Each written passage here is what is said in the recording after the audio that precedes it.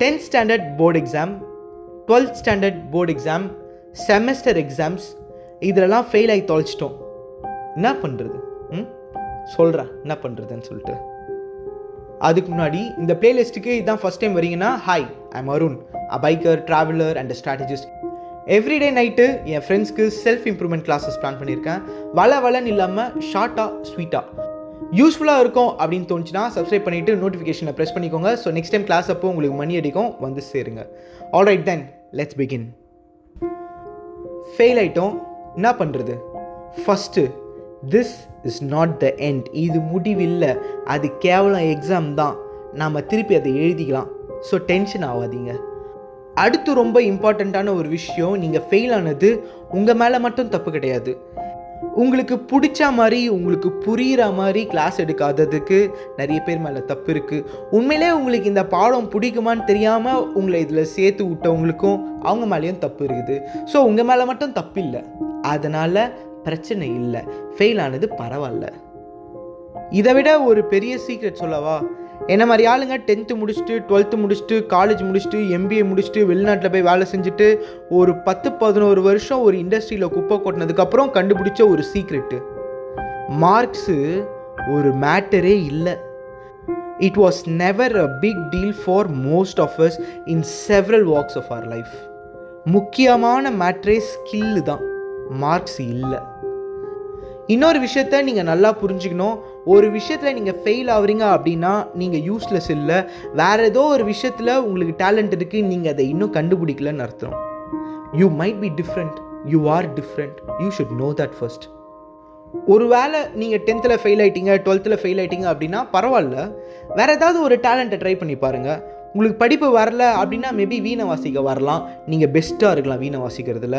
Coding maybe உங்களுக்கு ரொம்ப பிடிக்குமோ என்னமோ, ஸ்டாக் மார்க்கெட் ட்ரேடிங்கில் உங்களுக்கு ஒரு இன்ட்ரெஸ்ட் இருக்குமோ என்னமோ, யாருக்கு தெரியும். Maybe designing, video editing, video making. இப்போலாம் ஸ்கில்லுக்கு தான் காசே, மார்க்ஸுக்கு ஒரு பைசா கூட கிடையாது. பயங்கரமாக இன்ஜினியரிங்கில் மார்க்ஸ் வாங்கினவங்களாம் கூட ஆரம்பத்தில் வெறும் 8,000 ரூபாய், 11,000 ரூபாய், 5,000 ரூபாய், அதிகபட்சம் 20,000 ரூபாய் தான் ஒரு ஃப்ரெஷர் சம்பாதிக்கிறான். ஆனால் ஒரு வீடியோ எடுக்க தெரிஞ்சவன், ஒரு எடிட்டிங் பண்ண தெரிஞ்சவன் ஈஸியாக ஒரே ஒரு பேக்கேஜ் டீலில் 30,000 ரூபாய், 35,000 ரூபாய் சம்பாதிக்கிறான். உங்களுக்கு வேணால் உங்கள் ஃப்ரெண்ட்ஸு சீனியர்ஸ்ட்டை போய் கேட்டு பாருங்கள், அவங்களே சொல்லுவாங்க. You might probably be a genius in something else. You may have not just figured it out yet. Don't worry, பரவாயில்ல. மார்க்ஸ் மட்டமாக போயிடுச்சுன்னு சொல்லிட்டு புதுசாக எதுவும் ட்ரை பண்ணாமல் விட்டுறாத.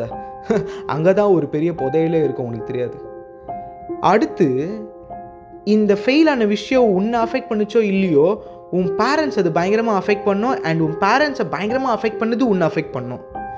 அந்த ப்ராப்ளமை சால்வ் பண்ணுறது அதை விட ரொம்ப சிம்பிள். உன் பேரண்ட்ஸை உட்கார வச்சு எக்ஸ்பிளைன் பண்ணு, ஏன் ஃபெயில் ஆன அப்படின்னு சொல்லிட்டு. திட்டினா வாங்கிக்கோ, அடித்தா வாங்கிக்கோ. ஏன்னா உன் மேலே இருக்கிற அக்கறையிலையும் ஆர்வத்துலேயும் நல்லா வரணும் அப்படின்ற நல்ல எண்ணத்துலேயும் உன் மேலே நிறைய இன்வெஸ்ட் பண்ணியிருப்பாங்க. ஃபெயில் ஆகிட்டா துட்டெல்லாம் வேஸ்ட்டு தானே, மறுபடியும் நீ போய் எழுதணும்ல, மறுபடியும் டைம் வேஸ்ட்டு வேறு இல்லை.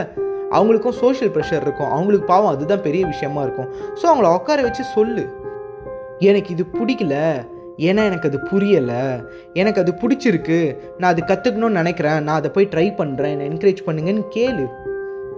ஆனஸ்ட்டாக சொல்கிறேன், வெக்ஸாகி ஃபிக்ஸ் ஆகிறதுக்கு போல்டாக தைரியமாக நிமிந்து போய் ஒரு செகண்ட் சான்ஸ் கேட்குறதுல தப்பே இல்லை.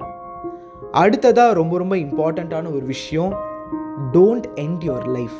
வாழ்க்கையை முச்சுக்காதா. மார்க்ஸுக்கு அது ஒர்த்தே இல்லை. இன்ஃபேக்ட் எதுக்குமே லைஃப்பை எண்ட் பண்ணுறது ஒரு ஒர்த்தான ஒரு விஷயமே கிடையாது.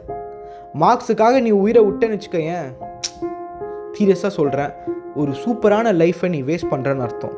படிக்க ஆப்பர்ச்சுனிட்டி உனக்கு கிடச்சிருக்கு அப்படின்னா அந்த படிக்கிறதுக்கான ஆப்பர்ச்சுனிட்டியே கிடைக்காம நிறைய பேர் இருக்காங்க, நிறைய பேர் இருக்காங்க. அந்த ஆப்பர்ச்சுனிட்டி உனக்கு கிடச்சிதுன்றதை நினச்சி சந்தோஷப்பட்டு தோத்துட்டேன்றதை பற்றி பெருசாக வருத்தப்படாமல் வேறு ஏதாவது போய் ட்ரை பண்ணு.